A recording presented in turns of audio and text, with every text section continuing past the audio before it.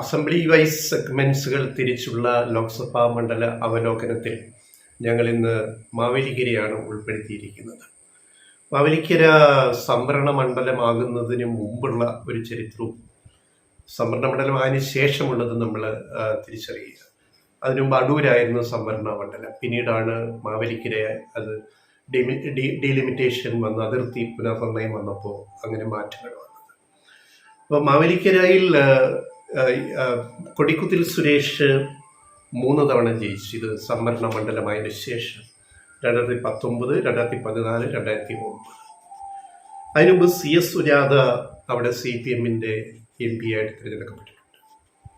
അത് പൊതുമണ്ഡലമായിരുന്നപ്പോൾ രമേശ് ചെന്നിത്തല 1999, CS സുജാത 2004 മാവേലിക്കരയിൽ നിന്ന് ജയിച്ചിട്ടുണ്ട്. അതിനു മുമ്പ് PJ കുര്യൻ മുതിർന്ന കോൺഗ്രസ് നേതാവിൻ്റെ ഒരു ആധിപത്യമായിരുന്നു പഴയ മാവേലിക്കര മണ്ഡലത്തിൽ. അതായത് 5 തവണയാണ് PJ കുര്യൻ മാവേലിക്കരയിൽ നിന്ന് ജയിച്ചത്. 1980, 89, 91, 96, 98 ഇങ്ങനെ 5 തവണ PJ കുര്യൻ ജയിച്ച മണ്ഡലമാണ് മാവേലിക്കര. അതാണ് അതിൻ്റെ ഒരു പൂർവ്വ ചരിത്രം എന്ന് പറയുന്നത്. ഇനി ഇതിൽ നമ്മൾ അസംബ്ലി സെഗ്മെന്റ്സ് എടുത്താൽ വളരെ വിചിത്രമായ പല കണക്കും കാര്യങ്ങളും ഇതിനകത്ത് വരുന്നുണ്ട്. അതുകൊണ്ട് നമ്മൾ തുടങ്ങാം, ചങ്ങനാശ്ശേരി മുതൽ തുടങ്ങാം. ചങ്ങനാശ്ശേരി മുമ്പ് കോട്ടയം മണ്ഡലത്തിൻ്റെ ഭാഗമായിരുന്നു. പിന്നീടാണിത് ചങ്ങനാശ്ശേരി നേരെ മാവേലിക്കരയോട് കൂട്ടിച്ചേർക്കപ്പെട്ടത്. അതുപോലെ കുട്ടനാട്, അതായത് ആലപ്പുഴയുടെ ഹൃദയഭൂമിയായ കുട്ടനാട് മാവേലിക്കര മണ്ഡലത്തിലാണ്. അതുപോലെ ചങ്ങനാശ്ശേരി കോട്ടയത്തോട് ചേർന്ന് കിടക്കുന്ന, പത്തനംതിട്ട ജില്ലയോട് ചേർന്ന് കിടക്കുന്ന ചങ്ങനാശ്ശേരി മാവേലിക്കര മണ്ഡലത്തിൽ വരുന്നു. പിന്നെ മാവേലിക്കര മണ്ഡലം തന്നെ. അത് കഴിഞ്ഞാൽ 3 മാവേലിക്കര അസംബ്ലി സീറ്റ്, 4 ചെങ്ങന്നൂർ, പത്തനംതിട്ടയോട് ചേർന്ന് കിടക്കുന്ന ചെങ്ങന്നൂർ മാവേലിക്കരയിൽ വരുന്നു. പിന്നെ അത് കഴിഞ്ഞാൽ കുന്നത്തൂർ, അത് കൊല്ലം ജില്ലയോട് ചേർന്ന് കിടക്കുന്ന കുന്നത്തൂർ വരുന്നു. പിന്നീട് കൊട്ടാരക്കര, അത് കൊല്ലം ജില്ലയിലെ കൊട്ടാരക്കര വരുന്നു. അങ്ങനെ നോക്കിയാൽ 7 പത്തനാപുരം, കൊല്ലം ജില്ലയിലെ പത്തനാപുരം. അപ്പം അങ്ങനെ 3 ജില്ലകളിലൂടെ പടർന്നു കിടക്കുന്ന ഒരു മണ്ഡലമാണ് മാവേലിക്കര ലോക്സഭാ മണ്ഡലം. ആലപ്പുഴ, ഈ പറയുന്ന ചെങ്ങന്നൂര് ഒക്കെ ഉൾപ്പെടുന്ന മേഖല, കൊല്ലം, പത്തനംതിട്ടയോട് ചേർന്ന് കിടക്കുന്ന കോട്ടയം.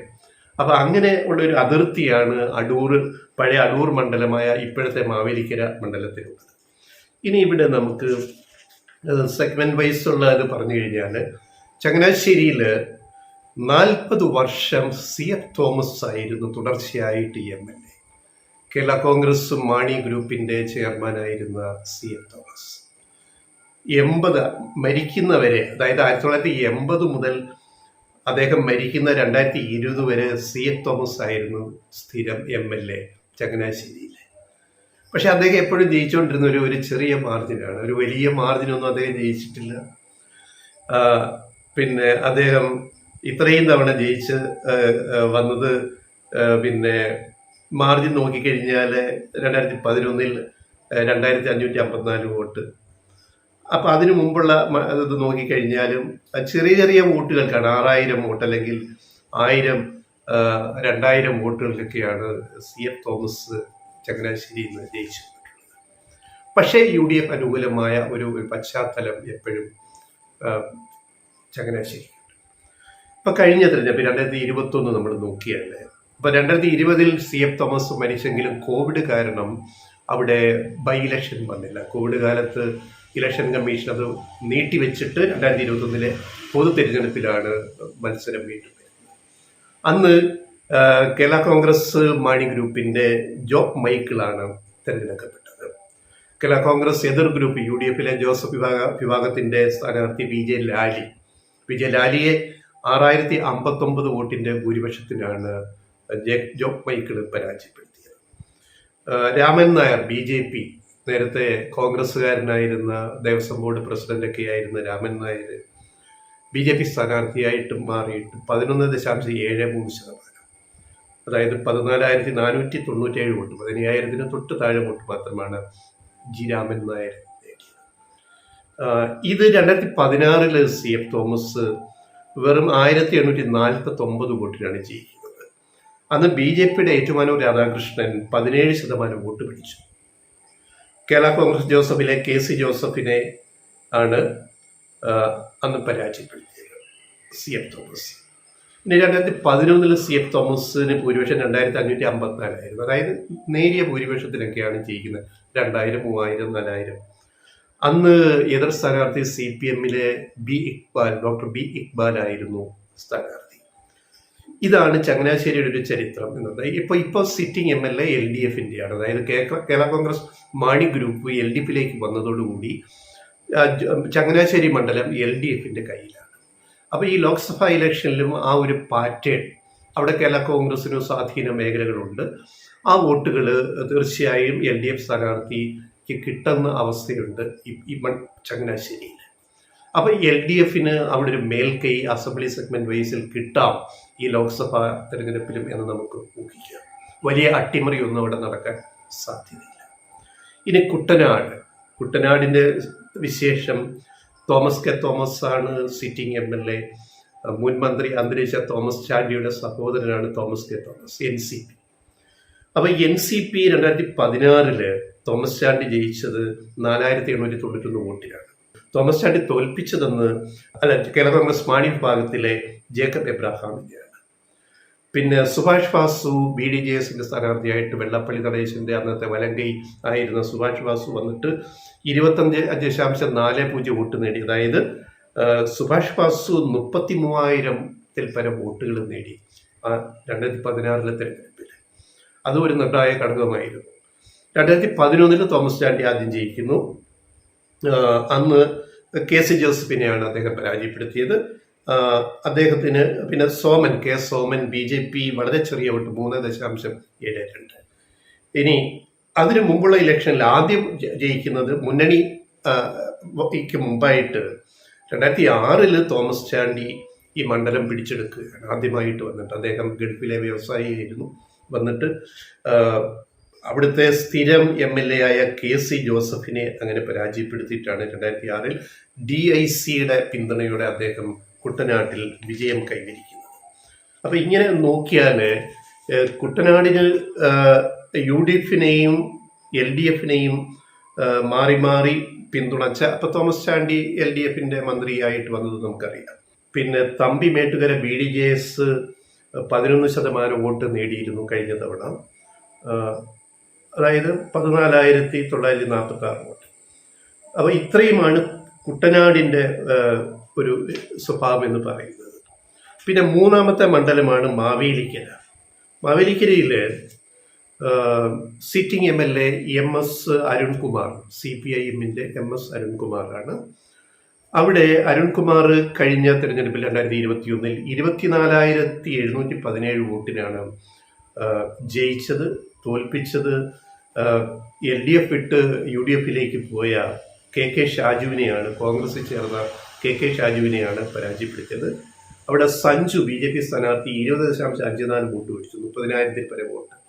മാവേലിക്കരയിൽ BJPക്ക് 30,000-ൽ പരം വോട്ട് ഉണ്ട് എന്നുള്ള കാര്യം നമ്മളിവിടെ അറിയുക. പിന്നെ 2016 അവിടെ R രാജേഷ് CPMന്റെ ആളാണ് ജയിച്ചത്. ബൈജു കലാശാല എന്ന കോൺഗ്രസ് സ്ഥാനാർത്ഥി ഇപ്പോഴത്തെ മാവേലിക്കര ലോക്സഭയിലെ BJP സ്ഥാനാർത്ഥി കോൺഗ്രസിൽ നിന്ന് നേരെ BJPയിൽ പോയി. ബൈജു കലാശാലയെ രാജേഷ് തോൽപ്പിച്ചത് 31,000-ൽ പരം വോട്ടുകൾക്കാണ്. നല്ല മാർജിനാണ്. 2011 രാജേഷ് അവിടെ നിന്ന് ജയിച്ചു, R രാജേഷ് CPM. അന്ന് KK ഷാജുവിനെയാണ് പരാജയപ്പെടുത്തിയത്. അന്ന് 5,149 വോട്ടാണ് രാജേഷിന് ഭൂരിപക്ഷം കിട്ടിയത്. ഇന്ന് ഗിരിജ BJPയുടെ ഗിരിജയ്ക്ക് കിട്ടിയ വെറും 3.73. പക്ഷെ പിന്നീട് അവർക്ക് 30,000 വോട്ടിൻ്റെ ഒരു അംഗബലം അവർക്ക് ഇപ്പം മാവേലിക്കരയിൽ ഉണ്ട് BJPക്ക്. അത് നമ്മൾ കാണുക. അപ്പോൾ മാവേലിക്കര എടുത്താലും LDFന് മുൻതൂക്കമുള്ള മണ്ഡലമാണ് കഴിഞ്ഞ അസംബ്ലി തിരഞ്ഞെടുപ്പ് വെച്ച് നോക്കുമ്പോൾ. അതിൽ നിന്ന് വലിയൊരു അട്ടിമറി സംഭവിച്ചിട്ട് UDFന് അനുകൂലമായിട്ടൊരു വലിയ മാറ്റം മാവേലിക്കരയിൽ ഉണ്ടാവും നമുക്ക് പ്രതീക്ഷിക്കേണ്ട കാര്യമില്ല. ഇനി ചെങ്ങന്നൂർ എടുക്കുക. ചെങ്ങന്നൂർ സജി ചെറിയാൻ, സിറ്റിംഗ് MLA മന്ത്രി സജി ചെറിയാൻ കഴിഞ്ഞ തിരഞ്ഞെടുപ്പിൽ 2021 30,000-ൽ പരം വോട്ടിനാണ് ജയിച്ചത്. നല്ല മാർജിനാണ് ചെങ്ങന്നൂർ. അപ്പം അത് LDFന് അനുകൂലമാണ്. M മുരളിയാണ് അദ്ദേഹം പരാജയപ്പെടുത്തിയത്. അവിടെ എം വി ഗോപകുമാർ BJP നേടിയത് 23.52% വോട്ട്, 34,000-ൽ പരം വോട്ടുകൾ BJPക്ക് ചെങ്ങന്നൂർ കിട്ടിയെന്ന കാര്യം നമ്മൾ ഇവിടെ അടിവരയിട്ട് പറയുകയാണ്. ഇനി ഇതിനു മുമ്പ് 2018 സിറ്റിംഗ് MLA CPIMന്റെ KK രാമേന്ദ്രൻ നായരുടെ മരണത്തെ തുടർന്ന് അവിടെ 2018 മാർച്ച് 28 അവിടെ ബൈ ഇലക്ഷൻ നടക്കുന്നു, ഉപതെരഞ്ഞെടുപ്പ്. അതിൽ സജി ചെറിയാനാണ് ആദ്യമായിട്ട് മത്സരിക്കുന്നത്. D വിജയകുമാർ കോൺഗ്രസിന്റെ സ്ഥാനാർത്ഥി, PS ശ്രീധരൻപിള്ള BJPയുടെ സംസ്ഥാന പ്രസിഡന്റായിരുന്ന ഇപ്പോഴത്തെ ഗോവ ഗവർണർ PS ശ്രീധരൻപിള്ളയാണ് അവിടുത്തെ BJP സ്ഥാനാർത്ഥി. ശ്രീധരൻപിള്ളയുടെ നാടാണ് ചെങ്ങന്നൂർ. അദ്ദേഹം കോഴിക്കോട്ട് തട്ടകം മാറിയെങ്കിലും അദ്ദേഹം ചെങ്ങന്നൂർക്കാരനാണ് കുടുംബപരമായിട്ട്. അപ്പൊ അങ്ങനെയുള്ള വേരുകൾ അദ്ദേഹത്തിന് അവിടെയുണ്ട്. എന്തായാലും ആ തിരഞ്ഞെടുപ്പിൽ സജി ചെറിയാൻ 20,956 21,000-ഓളം വോട്ടിനാണ് ഉജ്ജ്വല വിജയമാണ് സജി ചെറിയാൻ അവിടെ കിട്ടിയത്. വിജയകുമാർ കോൺഗ്രസിന് കിട്ടിയത് വെറും 31% വോട്ട് മാത്രം, സജി ചെറിയാന് 45%, അത്രയും വ്യത്യാസമുണ്ട്.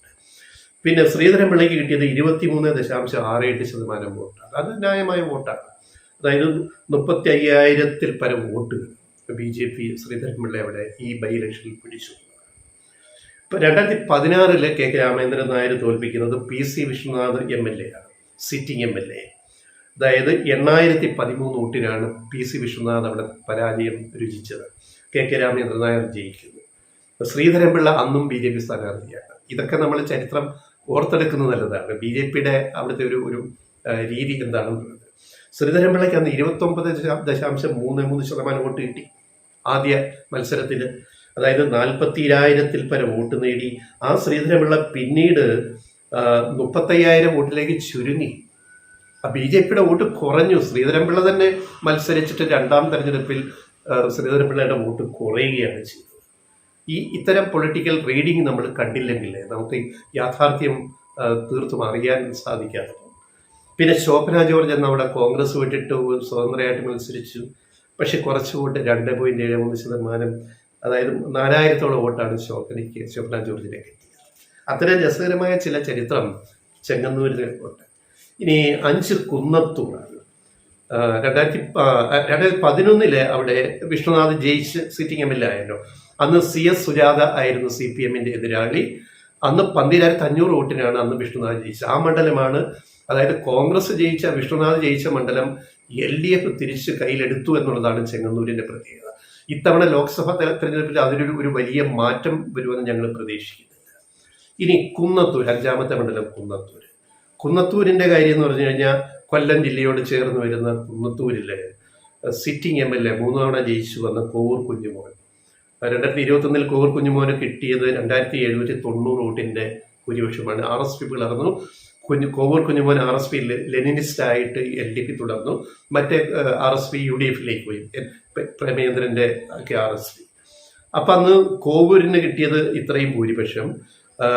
കോവൂരിന് തന്നെ ബന്ധുവായ ഉല്ലാസ് കോവൂർ RSP UDF സ്ഥാനാർത്ഥിയായിട്ട് മത്സരിച്ചു.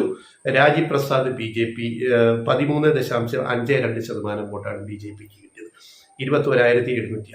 അപ്പൊ അവിടെ ഒരു ചെറിയ മേൽക്കൈ അവിടെ കഴിഞ്ഞ തെരഞ്ഞെടുപ്പിൽ കുന്നത്തൂരിലെ LDFിലുണ്ട്. 3,000-ഓളം വോട്ടിന്റെ ഭൂരിപക്ഷത്തിന് ജയിച്ചു.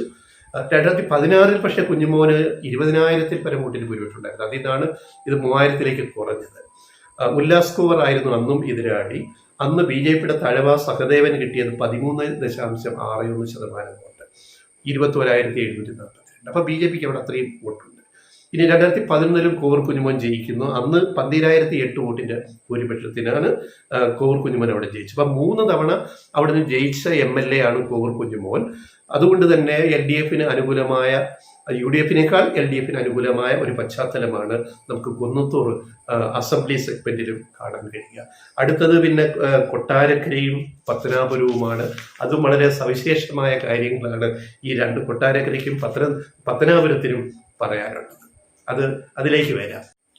കൊല്ലം ജില്ലയിൽപ്പെടുന്ന കൊട്ടാരക്കരയിൽ സിറ്റിംഗ് MLA ധനമന്ത്രിയായ KN ബാലഗോപാൽ. 2021 KN ബാലഗോപാൽ ജയിച്ചത് 10,814 വോട്ടിന്റെ ഭൂരിപക്ഷത്തിലാണ്, ന്യായമായ ഭൂരിപക്ഷം. അദ്ദേഹം തോൽപ്പിച്ചത് R രശ്മി കോൺഗ്രസിന്റെയാണ്. ബാലഗോപാലിന് 45.98%, രശ്മിക്ക് 38.75% വോട്ട് കിട്ടി. അപ്പോൾ നല്ലൊരു മാർജിനാണ് അവിടെ മേൽക്കൈയാണ് LDF കൊട്ടാരക്കരയിൽ ഉള്ളത്. BJPയുടെ വൈക്കൽ സോമന് കിട്ടിയത് 14.19, 15% തൊട്ട് അടുത്ത്. പറഞ്ഞാൽ അതായത് എണ്ണം പറഞ്ഞാൽ 21,000-ൽ പരം വോട്ടുകളാണ് BJPക്ക് ഇവിടെ കിട്ടിയത്. അവരുടെ ന്യായമായ ഒരു സ്ട്രെങ്ത് ഇവിടെ കൊട്ടാരക്കരയിലുണ്ട്. അത് ഇത്തവണയും അത് പ്രതിഫലിക്കും, അതേ രീതിയിൽ പ്രതിഫലിക്കും. അപ്പോൾ അതാണ് 2021 അവസ്ഥ. 2016 CPIMന്റെ ഐഷ പോറ്റിയാണ് അവിടെ സിറ്റിംഗ് MLA, 2 തവണ ജയിച്ചു വന്നു. ഐഷ പോറ്റി 2016 42,000-ൽ പരം വോട്ടിനാണ് ജയിച്ചത്. അന്ന് BJPയുടെ രാജേശ്വരി രാജേന്ദ്രന് 15.95% വോട്ട് കിട്ടി. അത്രയും ഒരു 15% കൊട്ടാരക്കരയിൽ BJPക്കുള്ള വോട്ടുകളാണ്. ഇനി 2011 ഐഷ പോറ്റി ആദ്യം മത്സരിക്കുമ്പോൾ 20,000-ൽ പരം വോട്ടിനാണ് ഐഷ പോറ്റി കൊട്ടാരക്കര പിടിച്ചെടുക്കുന്നത്. ബാലകൃഷ്ണപിള്ളയുടെ തട്ടകമായിരുന്നു കൊട്ടാരക്കര ഐഷ പോറ്റി പിടിച്ചെടുക്കുന്നത്. അങ്ങനെയാണ് ബാലകൃഷ്ണപിള്ളയുടെ വിശ്വസ്തനായ NM മുരളിയായിരുന്നു കേരള കോൺഗ്രസ് B സ്ഥാനാർത്ഥി. പക്ഷേ 53% വോട്ട് ഐഷ പോറ്റി നേടിയപ്പോൾ NM മുരളിക്ക് 38% കിട്ടിയുള്ളൂ. വൈക്കൽ മധു BJP സ്ഥാനാർത്ഥിക്ക് വെറും 4.63% വോട്ടാണ്, വെറും 6,370 വോട്ടാണ് അന്ന് കിട്ടിയത്. അപ്പോൾ അവിടുന്ന് BJPക്ക് ഒരു വളർച്ച ഉണ്ടായിട്ടുണ്ട്. ഒരു 15%-ഓളം വോട്ട് കൊട്ടാരക്കര മണ്ഡലത്തിൽ BJPക്കുണ്ട്. പക്ഷേ ഇക്കുറി കൊട്ടാരക്കരയിൽ അട്ടിമറിയൊന്നും നടക്കുമെന്ന് ഞങ്ങൾ പ്രതീക്ഷിക്കുന്നില്ല. LDFന് അവിടെ കൃത്യമായ മേൽക്കൈയുണ്ട്. അത് ലോക്സഭാ തെരഞ്ഞെടുപ്പിൽ അത് പ്രതിഫലിക്കും. ഇനി 7ാമത്തെ മണ്ഡലം പത്തനാപുരം. മന്ത്രി കെ ബി ഗണേഷ് കുമാർ തുടർച്ചയായിട്ട് ജയിച്ചുകൊണ്ടിരിക്കുന്ന പത്തനാപുരം. ഈ കഴിഞ്ഞ 2021 ഗണേഷ് കുമാറിന് 14,366 വോട്ടിന്റെ ഭൂരിപക്ഷമുണ്ട്. മാന്യമായ ഭൂരിപക്ഷമാണ്. ഗണേഷ് കുമാർ 49% വോട്ട് നേടിയപ്പോൾ എതിർ സ്ഥാനാർത്ഥി ടെലിവിഷൻ ചർച്ചയിൽ വന്നിരിക്കുന്ന കോൺഗ്രസ് നേതാവ് ജ്യോതികുമാർ ചാമക്കാലയ്ക്ക് കിട്ടിയത് ഒരു 38.63%. വലിയ അന്തരമുണ്ട്. ജിതിൻ ദേവ് BJPക്ക് കിട്ടിയത് 9.5%, 12,000-ൽ പരം വോട്ടുകൾ മാത്രം. അപ്പോൾ BJP കൊട്ടാരക്കരയിൽ പോലെ ഒരു ഫോഴ്സ് അല്ല പത്തനാപുരത്ത്. 10% പോലും വോട്ട് അവർക്ക് നേടാൻ സാധിച്ചില്ല. അത് നമ്മൾ നോട്ട് ചെയ്യുക. ഇനി 2016 ഗണേഷ് കുമാർ ജയിച്ചത് 25,000-ൽ പരം വോട്ടിന്റെ ഭൂരിപക്ഷത്തിനാണ്.